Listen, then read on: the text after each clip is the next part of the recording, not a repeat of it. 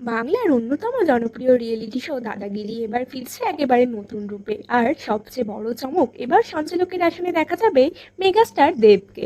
ইতিমধ্যে জি বাংলার নতুন সিজনের প্রথম ঝলক প্রকাশ করেছে এবং সেই প্রোমো সামনে আসার পর থেকেই দর্শকদের মধ্যে তৈরি হয়েছে তুমুল উন্মাদনা।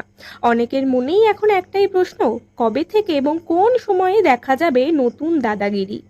জি বাংলার ঘোষণা মতো নতুন সিজন শুরু হচ্ছে 5ই জুলাই থেকে। প্রতি শনিবার এবং রবিবার রাত 9:30টায় দর্শকরা দেখতে পাবেন নতুন বাংলার নতুন দাদাগিরি। আর প্রথম পর্বে থাকছে একের পর এক চমক। প্রথম এপিসোডে শুটিং হয়েছে কলকাতার বিখ্যাত বিশ্ব বাংলা কনভেনশন সেন্টারে, একেবারে উৎসবের আবহে।